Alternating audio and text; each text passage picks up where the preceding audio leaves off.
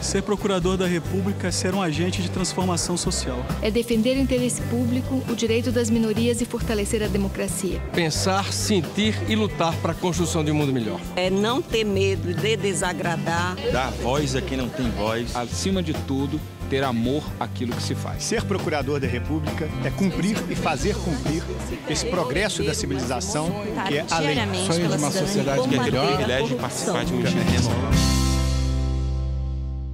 Ser um procurador da República, eu sempre achei algo inigualável. Hoje nós temos 1.000 e tantos colegas na ativa, a associação tem 40 anos, evidentemente, para honrar isso, a cada dia dou o melhor de mim.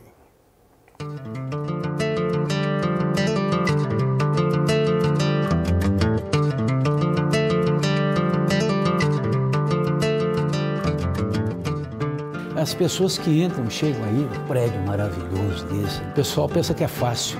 Eles não sabem o que foi construir isso aqui, não.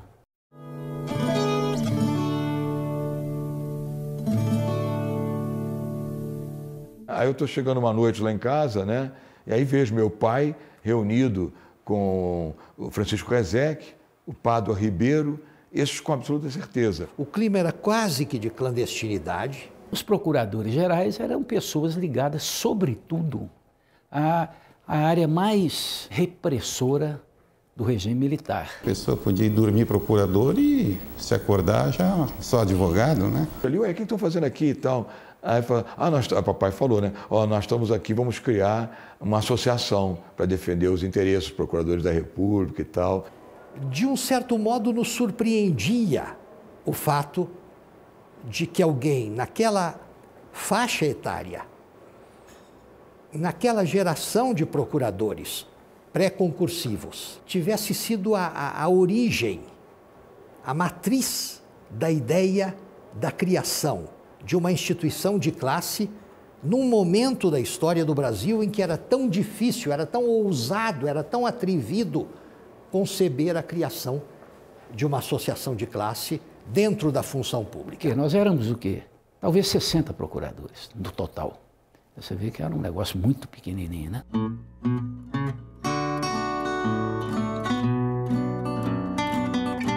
Miguel Frauzino, presidente, né, após meu pai, né? Miguel é um sujeito, né, uma figura fantástica também, né? Sabe, um public relations, né?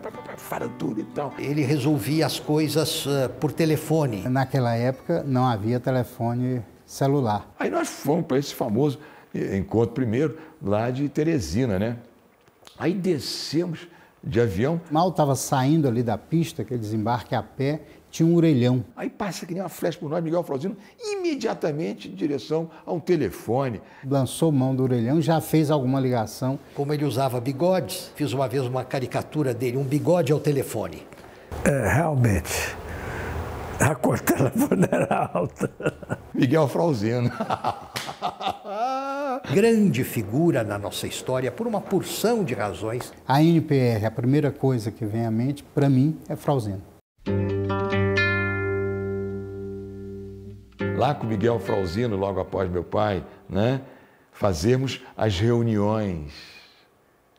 Isso é muito importante, os encontros. Que naquele tempo que começaram a ser nomeados concursado procurador que era mandado para os estados. Os encontros regionais eram sempre marcados por esse debate amplo das condições da carreira. O primeiro foi em Teresina. Então eu fiz questão, como presidente da associação, de visitar todas essas procuradorias. Conhecer os colegas e plantar a semente do futuro Ministério Público Federal. A Procuradoria tinha muito pouca expressão, mas começou a aparecer por força do sangue novo que vinha entrando. Um detalhe interessante é o seguinte: o Ministério Público Federal não tinha autonomia administrativa e nem financeira. Havia uma lei que vinculava a Procuradoria, os membros do Ministério Público, ao Ministério da Justiça. Que supria, teoricamente, as necessidades da Procuradoria. Mas era um horror, não tinha nada. Nós não tínhamos prédio próprio. Então se recebia tapete velho,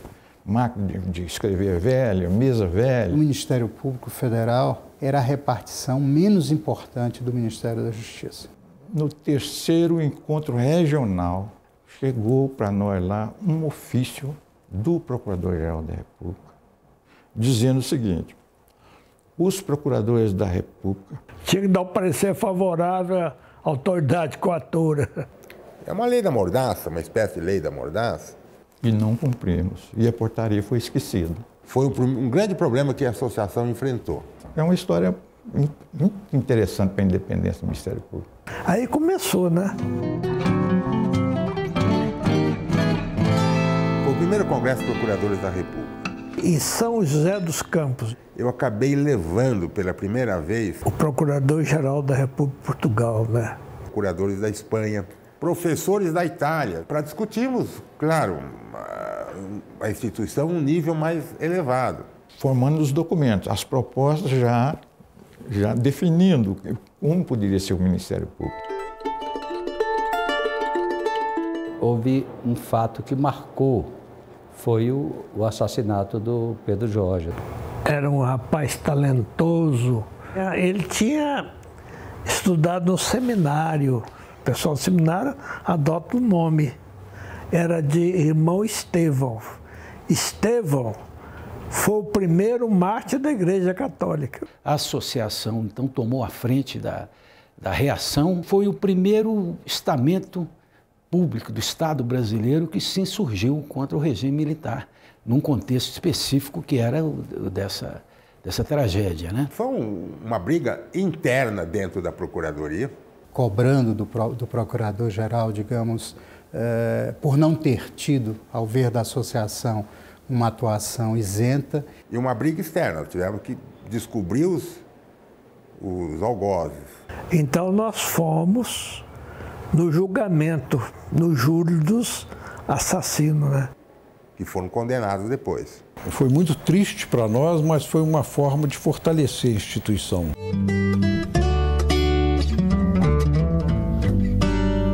Quando o Tancredo Neves foi eleito, nós tivemos uma audiência e fomos pleitear justamente sobre a escolha do Procurador-Geral. E a sua cúpula até conchavou um pouco nos bastidores em favor do meu nome.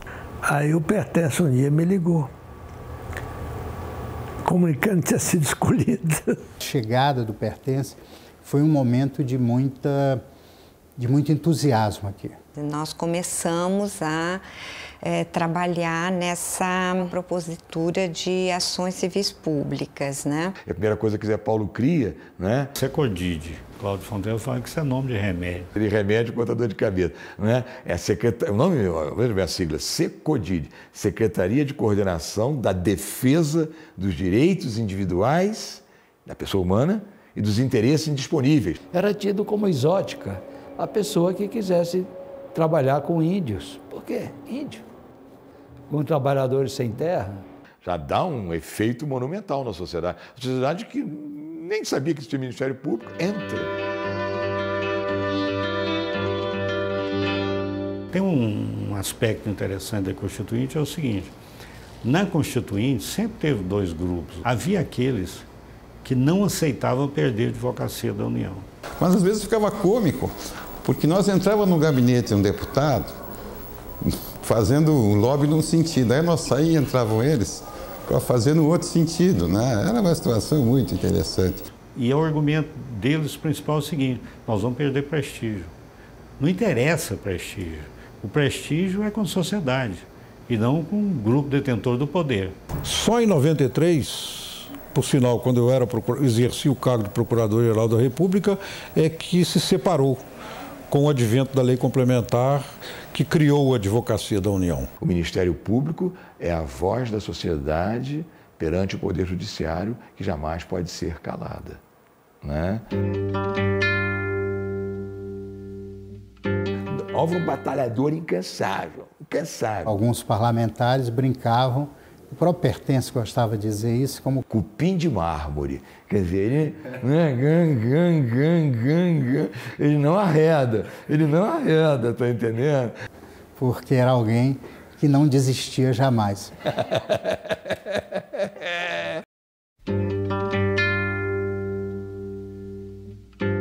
Um dia entrou-me no gabinete o Álvaro, então presidente da NPR, e me trazem um cartapácio. é criada uma comissão de altos estudos constitucionais. Não era um capítulo, era um imenso livro da Constituição. E Pertence integrava essa comissão, tornou-se, digamos, o veículo. Com todos os poderes imagináveis. Devo dizer até que algumas dessas teses da classe, elas não tinham a concordância integral do Pertence. Eu li e disse, bem, está faltando um artigo. O Ministério Público manterá relações amistosas e preferenciais com a República Federativa do Brasil, porque era o modelo de uma Constituição de uma potência. Essas discussões todas geraram o desenho que viria a ser, em 88, o Ministério Público de hoje. Desde um grande congresso de São Paulo, depois reuniões nacionais da própria NPR. A associação foi responsável não só pela própria redação dos capítulos da Constituição sobre o Ministério Público. Embora não se tenha aprovado o calhamaço da potência, não tenho dúvida que o Ministério Público foi, em relação aos textos constitucionais anteriores, a instituição que mais cresceu na Constituição de 1988. Alguns procuradores fora do Brasil não acreditam que nós temos determinados poderes de ação. Como também trabalhou no Congresso para que esse texto fosse aprovado como foi. Era como se aqueles princípios fossem apenas mais uma declaração de vontade ou de sonho. Foi aprovado sem muita dificuldade, porque ninguém nem sabia o que era isso. Ninguém imaginava que pudesse haver uma consequência ao longo do tempo na defesa intransigente dos valores democráticos. E o presidente Sarney, uma vez, já tendo deixado o governo, me disse, o senhor deixou e eu não sou o Uberi, mas ajudei a criar um monstro. Aliás, todos nós reconhecemos que talvez o que de mais importante tenha surgido na Constituinte de 88 foi a missão do promotor. A implementação, ela começa com o trabalho, que ainda foi na minha gestão, de elaboração da lei complementar. Nós pegamos todo aquele trabalho que já feito, em todos os encontros, começamos a elaborar o projeto da lei orgânica. Nós temos hoje corregedoria, temos conselho superior, enfim, temos uma maior democratização dentro da instituição. Então tivemos que rever toda a lei orgânica à luz da nova Constituição. Então foi um trabalho de formiga. Portanto, a NPR teve, mais uma vez, uma participação, eu diria que, em absolutamente tudo que disse respeito à elaboração da lei complementar. Muita visibilidade para a associação, como presidente da associação, assumindo posições polêmicas e firmes, né? Era preciso, acima de tudo, ter atos e ações bastante firmes que consolidassem não só o Ministério Público, mas consolidassem a jovem democracia. Ao mostrar o serviço, no meu sentir, ele despertou muitos inimigos. Pessoas que achavam que o Ministério Público era só para denunciar ladrão de galinha, como se diz. Começou a incomodar determinados segmentos, né? Aí eles se irritam e, podendo meter a mão e reduzir os poderes, eles vão fazer. Toda ação causa uma reação. O momento da revisão é um momento que eu diria que faz parte do cotidiano do Ministério Público e faz parte do cotidiano, portanto, da NPR. Todas as brigas voltaram. A NPR apresentou emendas e contra-emendas, 720 emendas. Para não mudar o estatuto do Ministério Público. A cada momento em que a Associação Nacional de Procuradores da República foi chamada para defender coisas cruciais, ela invariavelmente se saiu bem. A reforma da Previdência, que se queria simplesmente era desconstitucionalizar todos os pressupostos de aposentadoria. Um perigo para os inativos, no que se refere à garantia dos reajustes remuneratórios, que seria a paridade, e a integralidade quando da passagem para a inatividade. Seja de Ministério Público, seja de magistratura. E foi a primeira vez, então, que a gente consegue a reunião de todas as entidades de classe. E muito importante, porque nós estávamos trabalhando com o presente e o futuro dos nossos colegas. A prioridade foi a de manter, de abrir o diálogo com as outras associações. Que nós éramos vistos em bloco dentro do Congresso. A NPR, a NPT, a Associação dos Procuradores Militares, a do Distrito Federal, a CONAMP. Demovendo, fazendo reuniões com as lideranças. Isso gerava uma grande credibilidade junto aos parlamentares. Foi esse diálogo que nós conseguimos barrar a lei da mordaça. A lei da mordaça, ela visava inibir, né, que membros do Ministério Público, juízes, delegados, não comentassem a questão de processos ou investigações. Naquele instante em que havia, como sempre, uma reação daqueles que conhecem muito bem o Ministério Público Federal, porque já foram denunciados por eles, contra a instituição. Já começava a influir com relação a eleições futuras. Quando a Associação Nacional dos Procuradores da República, né, ela se envolve fortemente, né, na convocação do Colégio de Procuradores. Em razão da inação do então Procurador-Geral. Foi um momento de catarse. Eu acho os momentos mais importantes em termos associativos. Em torno de 90% dos colegas, 95% dos colegas vieram. E a beleza da associação. Ele consegue até uma audiência com o presidente da República, Fernando Henrique. Entregamos em mãos para ele a nossa conclusão. Foi uma vitória importante nesse aspecto para o Ministério Público e para a sociedade brasileira como um todo.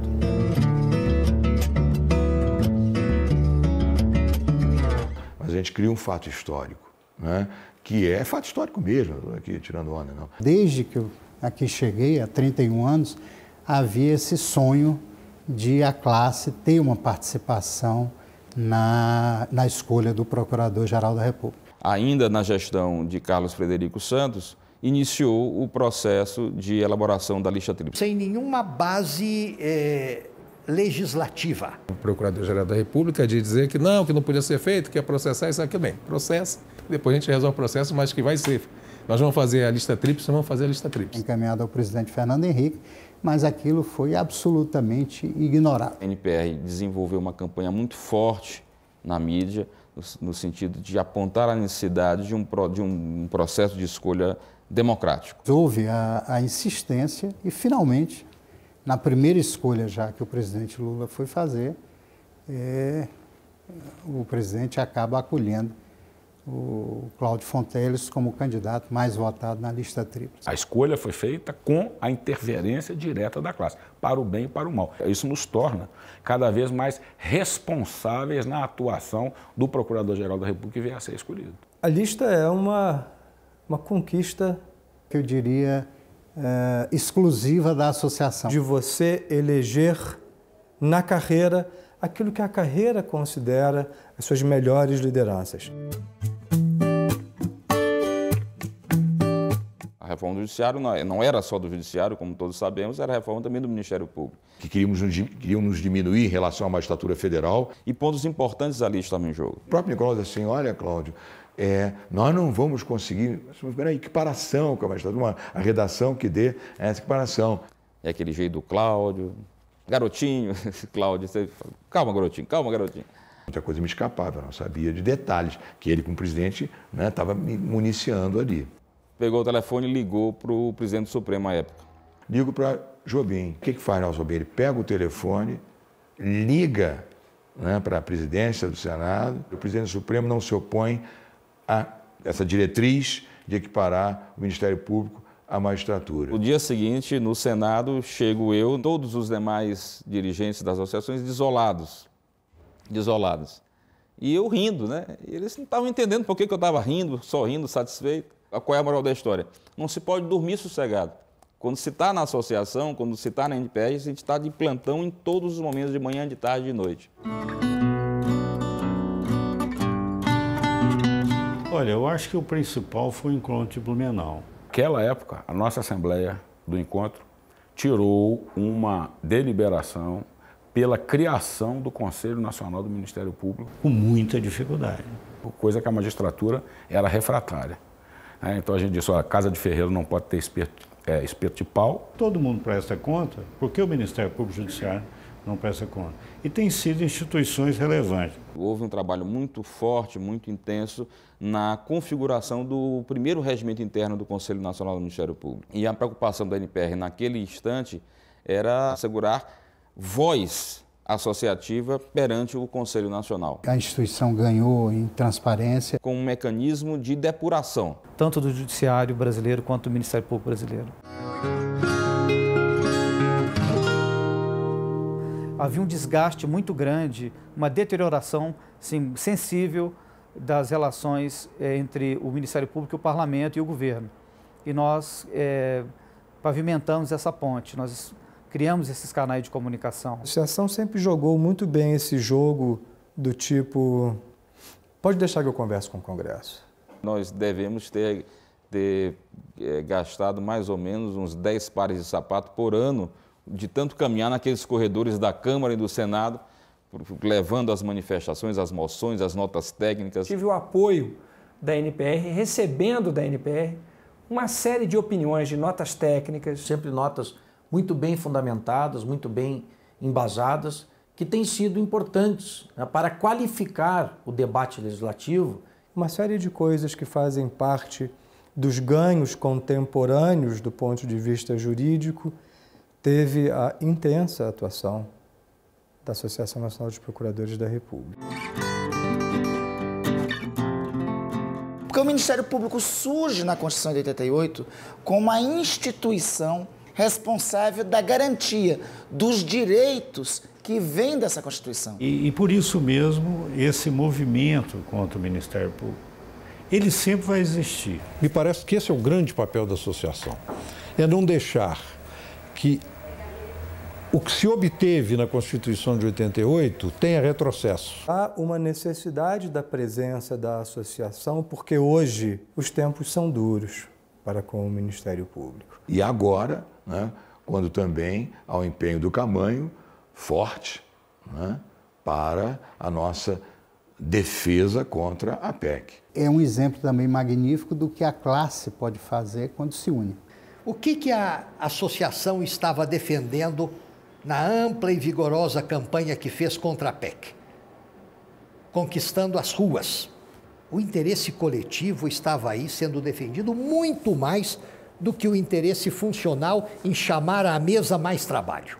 É importante destacar que o ambiente não era favorável ao Ministério Público, nem na Câmara, nem no Senado. Ela vem, a meu ver, como uma retaliação mesmo, uma retaliação nítida e escancarada ao trabalho do Ministério Público. E, claro, aí veio o que seria imprevisível. Primeiro, os próprios movimentos populares. Nós fizemos um trabalho muito consistente nas redes sociais, fizemos um trabalho de persuasão na imprensa que abraçou a causa. E segundo, a eleição da PEC 37 como uma das prioridades desses movimentos. Portanto, quando o movimento social efervesceu, na hora certa, todo mundo tinha na cabeça o que era a PEC 37 e que era preciso enterrá-la. Em 88, a Constituição colocou o Ministério Público ao lado da sociedade. Passados 25 anos, a sociedade veio em favor do Ministério Público.